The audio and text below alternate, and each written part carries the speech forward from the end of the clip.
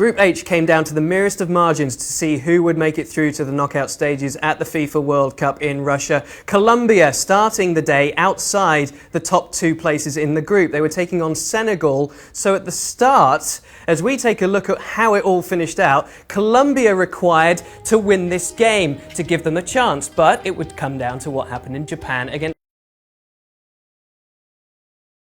a 1-0 win against the Senegalese. It was to and fro though, Casey Keller, throughout the whole of this encounter. Well, I think the coolest part about this whole group was it comes down to the last kick of the game. That nobody knows who's going to go through. If Senegal scores late, then they get the draw, they go through, but then obviously Japan is looking at it going, well, wait a minute, if it stays the way it is and we don't concede another goal, then we're going through as long as Senegal doesn't score. And it was fascinating kind of trying to go through all the different applications of how these teams go through and how these teams don't go through. And then in the end, the lack of yellow cards. 2 less yellow cards is the reason Japan goes through ahead of Senegal. For you, Colombia worthy group winners? Yes, I think so. I think if you look at the 3rd minute red card against Japan, that obviously weighed in that match. And then what did they need to do? They needed to guarantee themselves going through by winning their next 2 matches, and they did exactly that. Yeah, a goal from Yerry Mina proving to be the difference. That's his 2nd goal of the tournament. But it put Senegal down, and at that point, Japan were hanging on for dear life, also behind against Poland, coming down to those 2 fewer yellow cards that the Japanese picked up. So Senegal, in the end, will feel aggrieved, having made the quarterfinals at their only other World Cup appearance. Here they go out on fair play points. Well, they're going to hold their hand up and say, you know, we had a chance to get a draw against Colombia and go through. Simple as that. You need to.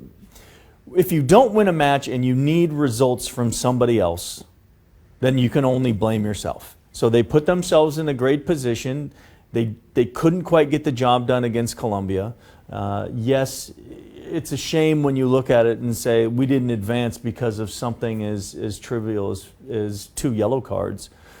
But they can hold their heads up. They performed well in the tournament and had opportunities and just didn't take them. But as we look forward, James Rodriguez coming off just after the half-hour mark. Whoever Colombia are up against, whether it's England or Belgium in the next stage, it's going to be a problem if James Rodriguez isn't fit. Yeah, no question about it. I mean, James is the real playmaker for that Colombian team, and the guy that can make everybody better, that can play the pass that unlocks defenses, better than anyone else. So we'll have to see. He came off. He was back on the bench. It wasn't like he was all wrapped up in.